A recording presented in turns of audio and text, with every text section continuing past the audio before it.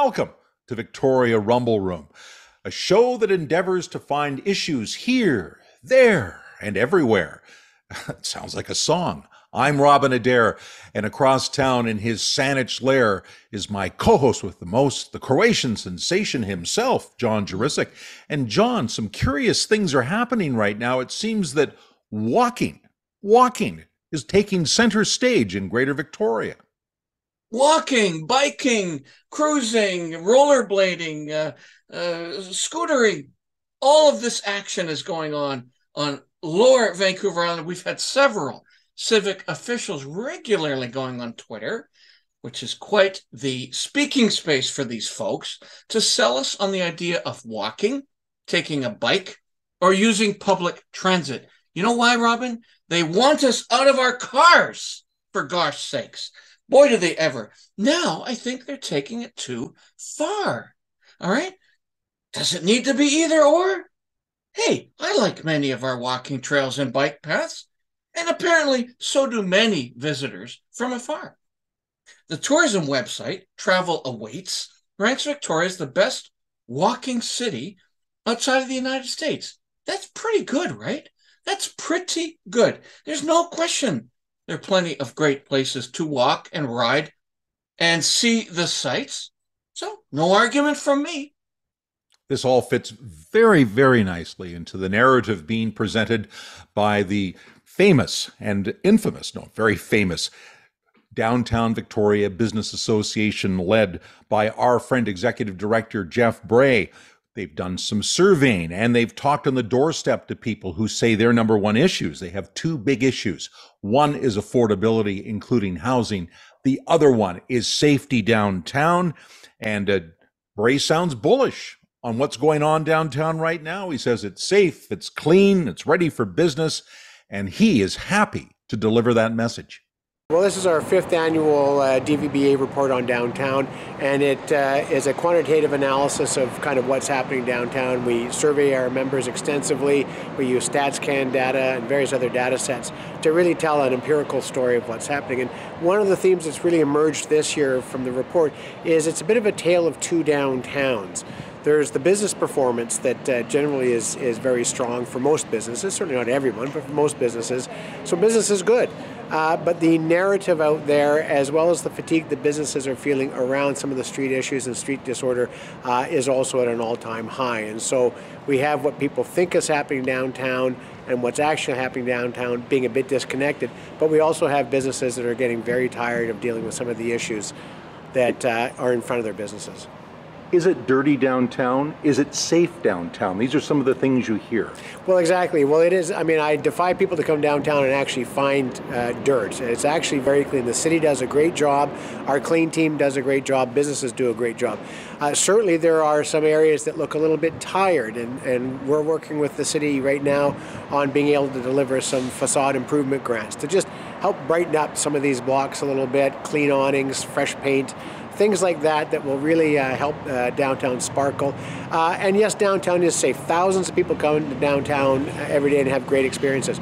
Doesn't mean that we don't have challenges like every downtown, and we're certainly calling on the province to really up their game with respect to effectively dealing with people with mental health and addictions. In the business community, there was some grumbling when the city decided to extend parking meter hours. That money is going to go on an annual basis into improvements and events downtown. It's like $900,000 and change. You and I both know that's not a huge amount of money. Do you think it'll make a difference? It'll make a big difference, we think, insofar as this new city council is recognizing, has heard from the public that downtown's one of those areas of big concern along with housing. And they're actually generating revenue and directing it right back into downtown, whether it's some more police patrols, bylaw patrols, beautification projects, more animations, activations, things of that nature. And this is going to be year over year funding. It's not a one and done. And certainly we think it will make a difference. If the province moves on some of their promises around complex care, repeat offenders, some of those things, while the city is also doing these things, it will make a really, really big difference. We have one of the best mid-sized downtowns in North America, and when other people come here, they sing our praises. It's time for us to be a little bit more proud about what we have, and support governments that are actually taking steps to make improvements. And we'll keep pushing, but we're really very grateful that this City Council is making investments into downtown. Well, Jeff Bray is certainly painting a positive picture. And for the sake of everyone who works downtown, all the businesses who make their livelihood downtown, all of the tourist agencies and companies that make a livelihood downtown, I really hope he's right. I don't want this to be, potentially too optimistic. I hope he's right after the terrible COVID years and, of course, the ongoing mess that we have with tent cities, drugs, crime. We really need a vibrant, happy, robust downtown. And I have to say, I really admire Jeff Bray because he is willing to speak his mind and speak on behalf of the business community. If there's things going on downtown that are not good, Jeff Bray stands up and speaks. So he has added credibility when he actually says positive things. You really have to give him the benefit of the doubt. And you know what he told me that I think is really interesting? He said that this current Victoria Council is really trying to make a difference. He said that the old council, the old Lisa Helps Council, was different. The councillors in that group never sat down with him, never asked him for his opinion about what could be done to revitalize the downtown. He says this has all changed. This group of councillors, many of them are new to the job, have all sat down with him and have all gone for long meetings with Jeff to find out what can be done to improve the city. This is what elected officials should be doing. They should get information and then learn the ropes. So good for them for listening and good for them for this. Saanich Council will certainly be, I think, learning a few lessons about this, maybe on the 26th of May, or beg your pardon, 26th of June, which is just coming up here, as they discuss still the dog and leash issue. And that's ongoing, John. Is it ever? Apparently endlessly. A recommendation by staff will greatly reduce the number of parks and beaches where dogs can go off leash. And that has created a genuine uproar, including all the animals. We've received plenty of messages on our Rumble Room site about this issue. For example, Susan writes, as a Saanich taxpayer and dog owner, I'm outraged at the proposal. The majority of people in Saanich want to keep peak holes, i.e. Mount Doug, as an off-leash park. And Susan goes on to suggest, why not designate the 1.5 kilometer loop to the vocal minority that don't want to interact with dogs, or one trail? That makes the most sense. And so we'll allow council in Saanich to continue to wrestle with this issue and make the decision on the 26th, and we'll sit back with interest and see what they decide. They have other things to look at as well, because Saanich Council now knows that they are one of 10 municipalities that have been picked by the province for special attention to immediately build a lot more housing. The housing shortage is raging across the province. 10 municipalities across the province have been selected for special attention. And apparently Victoria is very gung-ho on all this, but Saanich developers say there's still a lot of red tape and added expense in construction, and that's got to be dealt with if they really want to improve things. So we asked Saanich Mayor Dean Murdock what he thinks about what's going on with construction, and it's his first appearance with us. Let's zoom him in. Well, now, joining us in the Rumble Room for the first time is the mayor of the largest municipality and footprint on southern Vancouver Island, the mayor of Saanich, my mayor. I live in Saanich. My mayor, Dean Murdock. Welcome to the show, Dean. Thanks so much, John and Robin. It's great to see you. Thanks for having me on. Well, let's talk about some of that stuff. Let's talk about the big issues. And I can't think of a bigger one that municipalities are dealing with right now than housing. Yes. And I know there's a lot going on, 7 housing corridors. And I know you've stated you want to see a lot more townhouse construction. And we hear, though, from some developers at least, that it's not always as easy and straightforward to get these approvals that they want. They say there's quite a bit of red tape to get the buildings built. What are you doing to speed up the process? Yeah, I hear a lot of that as well. In fact, I would say I have daily discussions with people who come into my office to let me know some of the hangups that they've experienced as they've made their way through our processes for approvals. So certainly, for all of the things we're doing to make that better and more efficient, there are certainly still some areas where we need to be doing better, and we're very, very aware that there's a lot of work still to be done to make things happen more efficiently. Certainly, from a timing perspective, we know that the longer it takes to move things through, the more it costs someone who's holding property and working with architects and doing the designs, paying the interest rates and holding those properties. So we want to make sure we're moving those things along much more quickly. So there are a number of things that are underway in order to make that happen. One, it's a full complement of staff, making sure we've got enough professional planners and people in our building department to actually review and move those things through.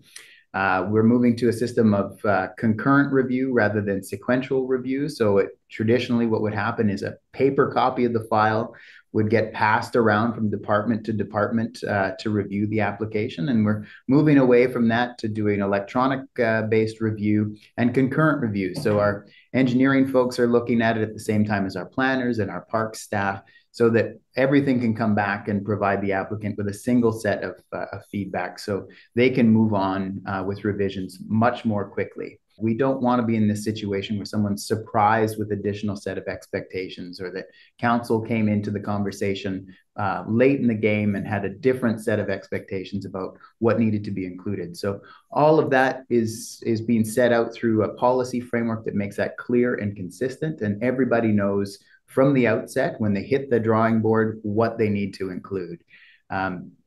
I think all of that will amount to making things much smoother, more efficient, and I'm hopeful will mean that we get more homes for more people built more quickly. Dean, staying on the housing file, I know some of my neighbors and colleagues, as I mill about Saanich, either biking or walking or having dinner, there's conversations about interest in garden suites, which are these sort of laneway houses. Certainly, a lot of them in places like Vancouver. I think about 250 have already been built in Saanich. I would sense more of this would help with affordability. What's your reaction to that? To my comments? Yeah, I think you're absolutely right, John. I mean, what we've experienced has, I think, probably could be described as beyond our wildest expectations in terms of the uptake in garden suite applications. It seems like we underestimated how many people would want to build them. And so we're unfortunately in a bit of a position to have to play catch up, having to hire another staff member to do the review of those applications. We've already gone through and made amendments to the bylaw to delegate more of the things that where variances would be required to staff, so people don't get hung up waiting for council to make a very straightforward decision in terms of building placement and setbacks and all of those other things that are required. Delighted to see the level of interest in it. I think it opens up opportunities for people who, maybe want to give the house to the kids and they're looking to move into the backyard or maybe front yard, where they would have a garden suite that they could live in as well. Or maybe it's the reverse of that. They want to have in-laws or the kids move into that space. It's a form of low-cost housing, though, right? And I know that you've campaigned for lower-cost housing and housing for people. There's a lot of people that to work in our wider community that aren't necessarily making big money, but they need to live somewhere and they need to be able to afford to live somewhere. And I know townhouses is what you've talked about, and I know there's been talks about more low-cost condos and all these different apartment ideas. But it seems that, to John's question, the garden houses could be meeting part of that criteria. I think that's it, Robin. It's part of the bigger suite of options that we need to make available and easier to access for people. For some people, a suite or a garden suite is not going to make that home in their price range. The days of a secondary suite being the mortgage helper, I think that's just the expectation in the market now. It doesn't give somebody that leg up to be able to get their foot in the door. So I think looking at a range of housing options that are more family suitable, what you described, my interest in creating more townhouses, more 3-bedroom places that are suitable for families to get their foot in the door, that are not single family homes that are largely out of most people's price range now. But garden suites play a role in creating, in filling some of those gaps as well. There are families that maybe want to move out of their townhouse or out of a condo into a single family home. They've moved along with the market and it's put them in a position where they can do that. And a garden suite, secondary suite, or maybe both of those things give them the option to do that. We're also operating in an environment where the province has been very clear that they intend to change single family zoning so that folks could have up to 4 units on what had previously been a single family lot.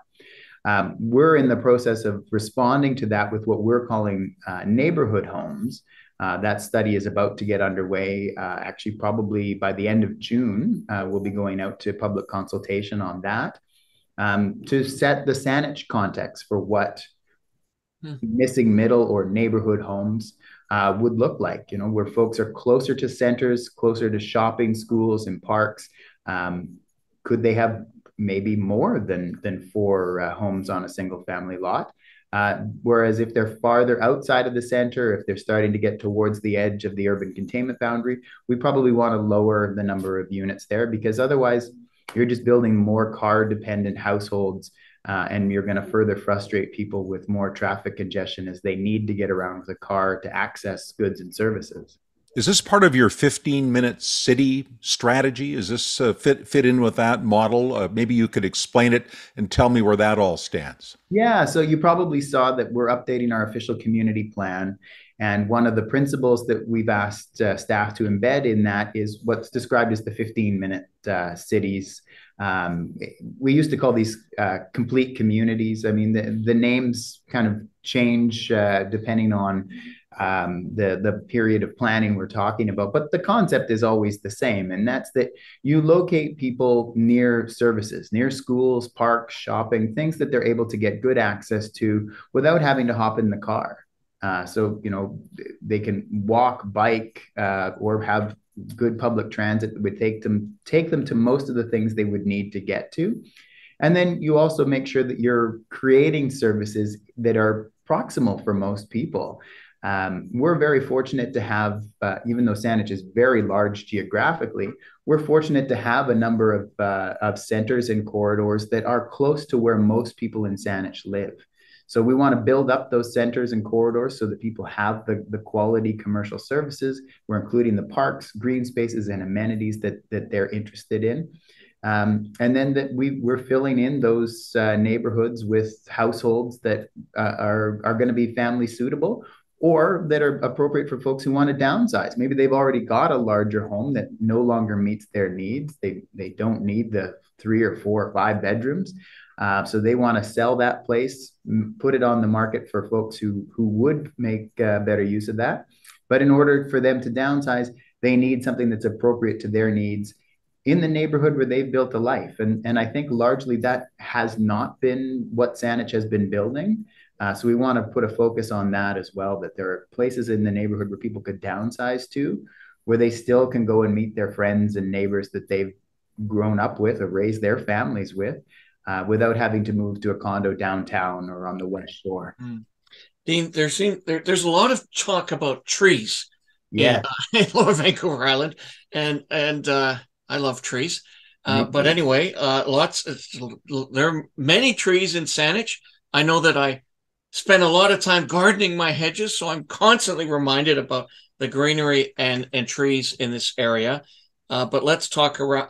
Let's have a chat around the sensitivity about taking down trees for road improvements and development.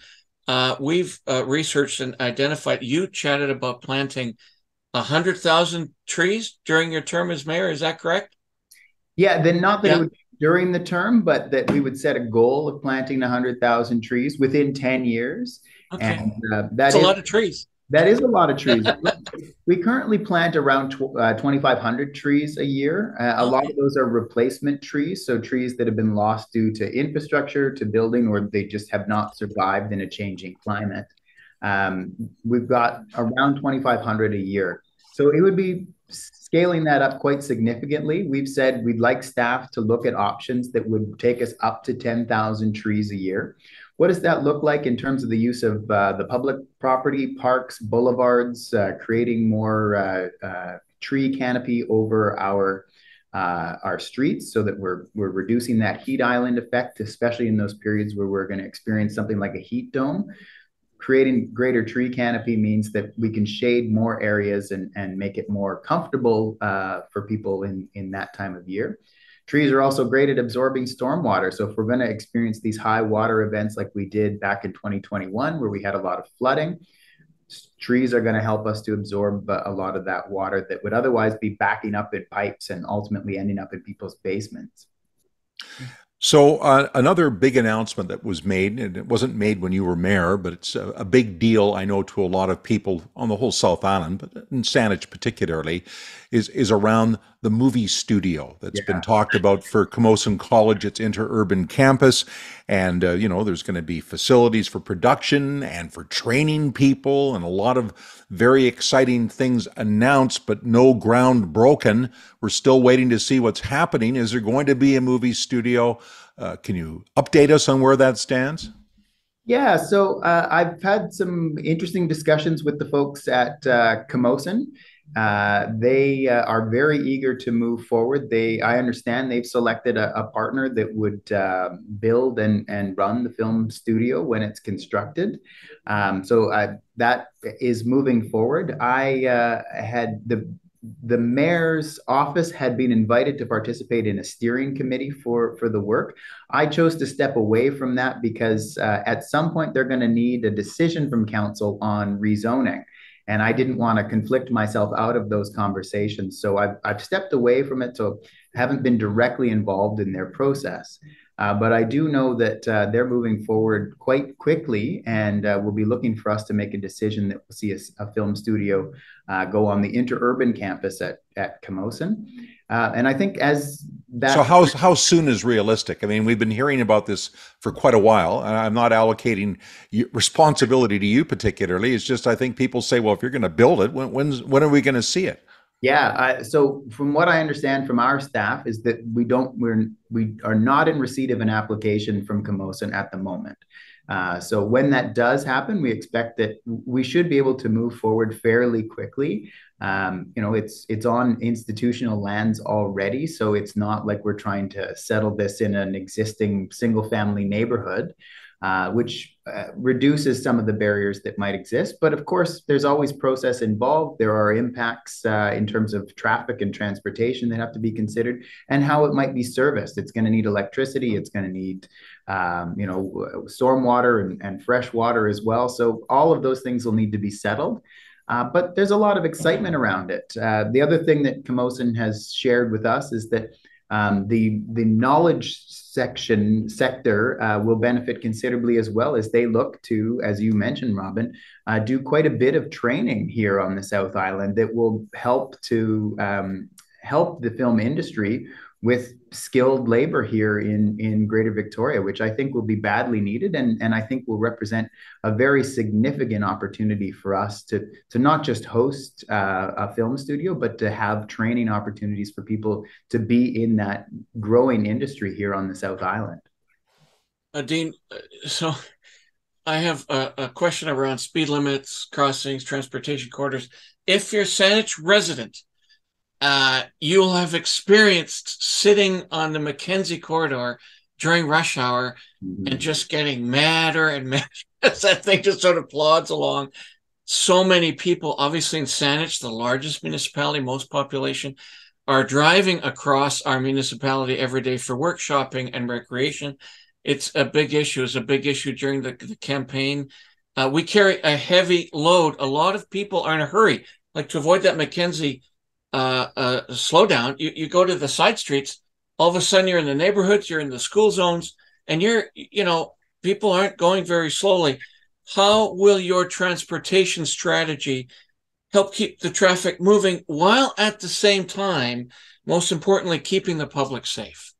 Yeah, it's a great point, John, and I think it's something that as a region we need to contend with. As you said, people are traveling from all points around our region, and many people move through Saanich who are not necessarily making Saanich their final destination.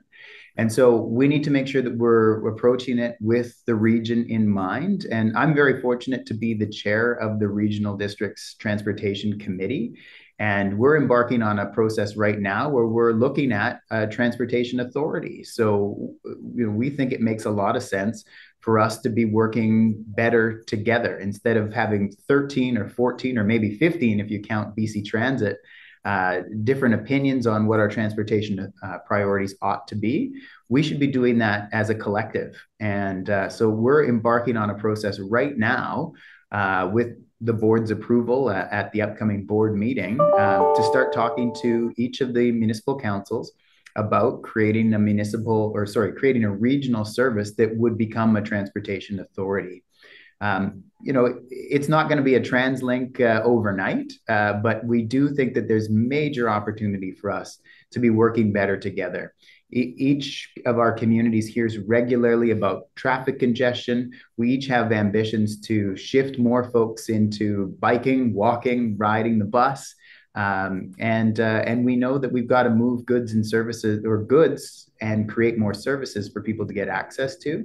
And so in order for all of those things to work successfully, all of us need to be working better together. And I think a transportation authority at a regional level is a great way for us to do that. It also puts us in line for, I think, significant investments from senior governments. When we're going out and competing, all 13 of us are competing against each other for limited resources from the province or from the federal government. If we come together with a single voice, we're talking about nearly 500,000 people. And I think we can make a much stronger case that when we're united, we can solve more problems for people and make it easier for people to get around. My mayor, Dean Murdock, certainly sounds determined to address the housing crisis, improve transportation, and of course, we'll see what his council and himself will do about dog parks at some later date.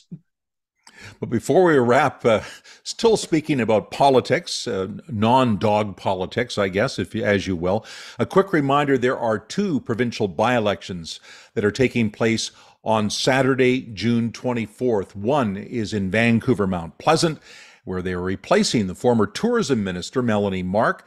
She is the one that came up with the idea of tearing down the Royal BC Museum and replacing it some 10 years from now with a new billion-dollar structure. And boy, that didn't go over very well. So suddenly that didn't happen. Suddenly she was out of her job as the Minister of Tourism, and she now has removed herself as an MLA, which is why we have the by-election. It's still regarded as a fairly safe NDP seat. Joan Phillip is the NDP candidate, Jackie Lee from the BC United, and Wendy Hako from the Greens. And meantime, there's another one as well, John.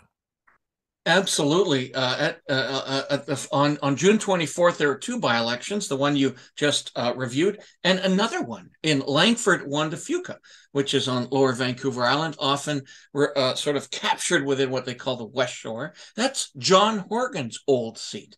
And the now retired premier is making his endorsement very clear.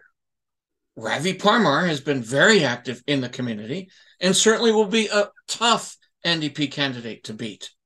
Greens have Camille Curry, who we all know has been fighting the good fight. She's the founder of BC Healthcare Matters and now has a strong Green team backing her.